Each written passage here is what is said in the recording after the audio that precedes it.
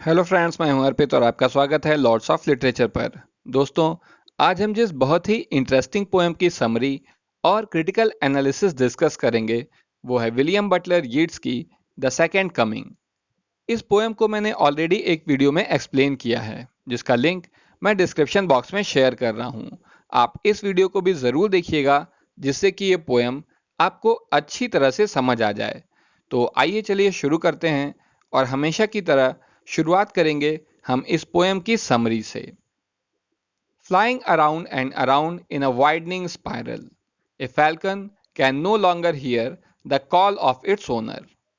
Falcon एक बाज जैसा पक्षी होता है जिसे लोग इसलिए पालते हैं कि वो शिकार में उनकी मदद करे, यानी शिकार करने के लिए इसे पाला जाता है। तो ऐसा ही एक फैल्कन गोल गोल घेरे में उड़ रहा है, लेकिन इसका जो घेरा है वो एक स्पाइरल की तरह और ज़्यादा वाइडनिंग होता जा रहा है। स्पाइरल मतलब समथिंग लाइक स्प्रिंग। तो ये गोल गोल घेरे में उड़ रहा है और ये घेरा और ज़्यादा बड़ा होता जा रहा है। A falcon can no longer hear the call of its owner. इसका कहने का मतलब यह है कि अब ये घेरा इतना ज्यादा बड़ा हो चुका है कि वो अपने ओनर की, अपने मालिक की आवाज नहीं सुन पा रहा है, यानी कि उसके कंट्रोल से बाहर हो गया है। यहाँ पर एक सिंबॉलिज्म का इस्तेमाल किया गया है, जहाँ पर ये फैल्कन सिंबल है हम इंसानों का, और जो फैल्कन का ओनर है वो गॉड है। जिस तरह से गॉड हम इंसानों को कंट्रोल करता है, तो यहाँ पर कहा जा रहा है कि फैल्कन को कंट्रोल करता है इंसान, और फैल्कन अपने मालिक के कंट्रोल से बाहर हो गया है। इसी तरह हम इंसान भी अपने मालिक के कंट्रोल से बाहर हो गए हैं, यानी कि गॉड के कंट्रोल से बाहर हो गए हैं। ये पोयम फर्स्ट वर्ल्ड वॉर के बाद लिखी गई थी, जिसमें बहुत ही ज्यादा खून खराबा हुआ था। तो यही बात अपने तरीके से उसी खून खराबे के लिए अपना गुस्सा या दुख, जो कुछ भी यहाँ पर विलियम बटलर यीट्स दिखा रहे हैं। Things are breaking down and their foundation is giving way, यानी चीजें टूटकर पूरी तरह से बिखर गई हैं और उनकी फाउंडेशन जो है, उनकी नींव जो है, वो भी टूट रही है। Pure destruction and lawlessness have spread across the world, यानी सारी दुनिया में डिस्ट्रक्शन और लॉलेसनेस फैला हुआ है, पूरी तरह से अराजकता फैली हुई है। And so has a tidal wave darkened by blood, और ऐसा लग रहा है जैसे खून की एक बहुत गाढ़ी सी वेव है, लहर है, जिसने इस सारी दुनिया को जो है ढक दिया है। All the rituals of innocence have been swallowed by this tide, और इनोसेंस के यानी अच्छाई के, मासूमियत के जितने भी रिचुअल्स हैं वो सब निगल लिए गए हैं इस टाइड के द्वारा, यानी इस खून की लहर के द्वारा। The best people are not motivated to act, और जो अच्छे लोग हैं वो जरा भी मोटिवेटेड नहीं है कोई भी अच्छा काम करने के लिए। But the worst people are impassioned and eager, लेकिन जो बुरे लोग हैं वो बहुत ज़्यादा इम्पैशन्ड हैं और एगर हैं बुरे काम करने के लिए। कहने का मतलब है कि अब इस दुनिया से अच्छाई खत्म हो चुकी है या बहुत थोड़ी ही बची है, जबकि बुराई जो है वो एकदम अपने चरम पर है। Some kind of revelation has to happen soon, और किसी किस्म का रिविलेशन, रिविलेशन मतलब कुछ नई चीज प्रकट होना या सामने आना, तो किसी न किसी किस्म का रिविलेशन जो है वो जल्दी ही होने वाला है। And the second coming itself must be close, और सेकेंड कमिंग भी निश्चित रूप से क्लोज है। सेकेंड कमिंग क्या होता है ये मैं आपको थोड़ा और आगे बताऊंगा। Excitedly the speaker exclaims the second coming, और बड़े ही एक्साइटमेंट के साथ या बड़े ही उत्साह के साथ स्पीकर एक तरह से बड़ी तेज आवाज में चिल्लाता है, एक्सक्लेम करता है the second coming. But just as the speaker says this, लेकिन जैसे ही स्पीकर ने ये कहा था, a vision comes to the speaker from the world's collective unconscious. तो यहाँ पर जैसे ही स्पीकर इन शब्दों को बोलता है, एक विजन उसको दिखाई देता है, और ये विजन इस सारी दुनिया का जो कलेक्टिव अनकॉन्शियस है उससे आया हुआ है। The speaker sees a barren desert land, और इस विजन में स्पीकर को एक बंजर रेगिस्तान दिखाई देता है। Where a creature with a man's head and a lion's body is coming to life, जहां पर एक कोई क्रीचर है जिसका शरीर जो है वो एक लॉयन जैसा है, लेकिन उसका सिर जो है वो एक इंसान के जैसा है, और ऐसा कोई क्रीचर जिंदा हुआ है। Its expression is like the sun empty and without पिटी।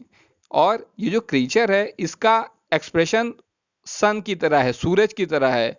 ये बिल्कुल एम्पटी है और विदाउट पिटी है। ये बिल्कुल सूनी निगाहों से देख रहा है और किसी भी किस्म का कोई भी इमोशन इसके अंदर नहीं है। Its legs are moving slowly, इसके कदम जो हैं वो धीरे धीरे आगे बढ़ रहे हैं। And all around it fly the shadows of disturb desert birds, और इसके चारों तरफ उड़ रही हैं परछाइयां किसकी? डिस्टर्ब डेजर्ट बर्ड्स की। कहने का मतलब है कि जब ये क्रीचर आगे बढ़ रहा है तो वहां के जो पक्षी हैं, जो बर्ड्स हैं, वो इसके चारों ओर घूम रही हैं। वो देख रही हैं कि ये क्या है, वो परेशान सी इसके चारों ओर उड़ रही हैं और उनकी परछाइयां जमीन पर पड़ रही हैं। एवरीथिंग बिकम्स डार्क अगेन, और इसके बाद सब कुछ एक बार फिर से बिल्कुल डार्क हो जाता है, अंधेरा छा जाता है। But the speaker knows something new, लेकिन स्पीकर को अब कुछ नया पता है। और क्या है वो चीज? 2000 years of calm have been irreversibly disrupted by the shaking of a cradle. Cradle का मतलब होता है पालना। तो 2000 साल का जो शांति थी, जो काम था, वो डिस्टर्ब हो गया है। किस वजह से? किसी पालने के हिलने की वजह से। द स्पीकर आस्क, और स्पीकर जो है वो कहते हैं या पूछते हैं, what beast whose time has finally come, ये कैसा बीस्ट है जिसका समय आखिरकार आ गया है। इज ड्रैगिंग इटसेल्फ टुवर्ड बैथलम, और ये ड्रैगिंग मतलब धीरे धीरे घिसटते हुए आगे बढ़ना। तो यह बीस्ट जो है वो आगे बढ़ रहा है कहां पर? बैथलम की ओर। बैथलम एक जगह है इज़राइल में जहां पर जीसस क्राइस्ट का जन्म हुआ था। Where it will be born, जहां पर इसका जन्म होगा। यानी ये जो बीस्ट जा रहा है इसका जन्म बैथलम में होगा और यही गॉड है। देखिए, सेकेंड कमिंग जो है वो एक तरह की भविष्यवाणी है जिसमें कहा गया है कि जीसस क्राइस्ट 2000 साल बाद एक बार फिर से वापस आएंगे। तो ये वही बात है, उसी को ये कह रहे हैं कि सेकेंड कमिंग है, यानी कि जीसस एक बार फिर से वापस आने वाले हैं। और 2000 साल पहले जीसस क्राइस्ट आए थे, तो वो जो पालना है, जो शांति है, वो एक बार फिर से जो झटके से जो है नींव टूट गई है, यहाँ पर भी उसी चीज की बात की जा रही है। तो ये थी इस पोएम की समरी। अब हम इस पोएम के क्रिटिकल एनालिसिस की बात करेंगे। The second coming is one of William Butler Yeats most famous poem. ये यीट्स की सबसे ज्यादा फेमस पोएम्स में से एक है। Written in 1919 soon after the end of World War One, और इसे 1919 में वर्ल्ड वॉर वन के खत्म होने के बाद काफी जल्दी में ही लिखा गया था, मतलब कुछ ही समय बाद लिखा गया था। It describes a deeply mysterious and powerful alternative to the Christian idea of the second coming। और ये पोएम डिस्क्राइब करती है किस चीज को? Christian idea of second coming को, जिसमें जीसस क्राइस्ट दोबारा वापस आएंगे। Jesus prophesies return to the earth as a saviour announcing the kingdom of heaven. Kingdom of heaven वो बुक है जिसमें ये बात कही गई है कि जीसस क्राइस्ट वापस आएंगे। तो यहां पर उसी चीज के बारे में इस पोएम को उसी का आधार बनाकर लिखा गया है। With its distinct imagery and vivid description of societies collapse, यानी इस पोएम की इमेजरी विविधता से भरी हुई और ऐसे डिस्क्रिप्शन की जिसमें ये सोसाइटी कोलैप्स कर जा रही है, इन चीजों की वजह से the second coming is also one of Yeats most coated poems. ये यीट्स की सबसे ज्यादा कोट किए जाने वाली पोएम्स में से एक है। अब इस पोएम की फॉर्म हम देख लेते हैं।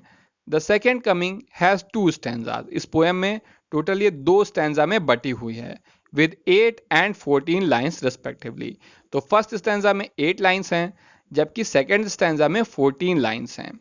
The form does not fit any standard scheme, और इस पोएम की जो फॉर्म है वो किसी भी स्टैंडर्ड स्कीम में फिट नहीं होती है, यानी ये किसी भी खास फॉर्म में लिखी गई पोएम नहीं है। That said, both stanzas bear a slight resemblance to the sonnet form। और ऐसा कहा जा सकता है कि इस पोएम के जो 2 स्टैंजा हैं वो कुछ हद तक रिजेंबल करते हैं सोनेट फॉर्म को। The first stanza is an octet. इसका जो पहला स्टैंजा है वो एक ऑक्टेट है, यानी 8 लाइन्स का स्टैंजा है। सोनेट में भी जो है लास्ट में ऑक्टेट होता है। And the second does have the same number of lines as a sonnet. और इसका जो सेकंड स्टैंजा है इसमें उतनी ही लाइंस हैं जितनी कि एक सोनेट में होती हैं, यानी कि आप जानते हैं कि 14 लाइंस होती हैं सोनेट में। तो इस पोएम का भी जो सेकंड स्टैंजा है उसमें 14 लाइंस हैं। अब इस पोएम के मीटर को देख लेते हैं। The second coming is written in blank verse which is unrhymed iambic pentameter, यानी कि यह पोएम द सेकेंड कमिंग लिखी गई है ब्लैंक वर्स में और ये एम्बिक पेंटामीटर है, unrhymed. But in this poem the regularity of the metre is constantly under threat. इस पोएम में जो मीटर की रेगुलरिटी है वो लगातार उस पर खतरा बना रहता है, यानी कि कोई इसमें रेगुलरिटी नहीं है, specially in the second stanza, और खास तौर से सेकेंड स्टैंजा में इसके मीटर में कोई भी रेगुलरिटी नहीं है। अब हम देखते हैं इस पोएम की राइम स्कीम को। The second coming doesn't have a discernible rhyme scheme. Discernible का मतलब होता है समझ में आने योग्य। तो ये जो पोएम है इसकी राइम स्कीम समझ में आने लायक नहीं है, यानी कोई रेगुलर राइम स्कीम नहीं है। The first 4 line almost rhyme in couplets. इस पोएम की जो पहली 4 लाइंस हैं वो कपलेट के रूप में राइम होती हैं। कौन है वो लाइन? यहाँ लास्ट में आ रहा है जैर, फैल्कनर एंड होल्ड वर्ड। तो ये जो 4 शब्द आ रहे हैं तो आप देख सकते हैं कि कुछ हद तक ये राइम कर रहे हैं, बट नॉट क्वाइट, लेकिन ये बहुत ज्यादा राइम नहीं कर रहे हैं। Considering that the poem seeks to paint a picture of a chaotic world. इस बात पर अगर ध्यान दिया जाए कि ये पोयम एक ऐसी दुनिया की पिक्चर पोर्ट्रे करने की कोशिश कर रही है जहां पर चारों ओर क्योस फैला है, अराजकता फैली है, in which the centre can not hold. एक ऐसी दुनिया जहां पर जो उसका सेंटर है वो इसे कंट्रोल नहीं कर पा रहा है, यानी एक ऐसी पोयम जिसमें सब कुछ अस्त व्यस्त सा है। It makes sense that it doesn't employ strong end rhymes. तो ये बात समझ में आती है कि इस पोएम में स्ट्रॉन्ग एंड राइम्स का इस्तेमाल नहीं किया गया है। A clear rhyme scheme would probably suggest order and pattern. अगर इस पोएम में एक क्लियर राइम स्कीम का इस्तेमाल किया होता तो ऐसा लगता, उससे एक ऐसा आभास होता कि ऑर्डर और पैटर्न है, यानी कि इस दुनिया में सब कुछ ठीक से चल रहा है, रादर देन डिसऑर्डर एंड अरे। बल्कि डिसऑर्डर, जैसा कि इस पोएम में दिखाया गया है कि चारों ओर अराजकता फैली है, सब कुछ अस्त व्यस्त है, तो अगर हम इसकी राइम स्कीम इन्होंने सही की होती तो फिर ना समझ में आता अगर इसका पैटर्न होता राइम स्कीम का सही।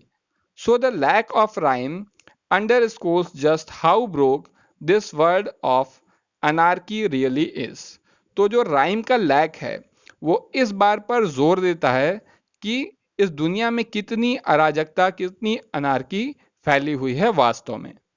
तो दोस्तों, उम्मीद है कि ये वीडियो आपको ज़रूर पसंद आया होगा और आपने अब तक ये चैनल भी सब्सक्राइब कर लिया होगा।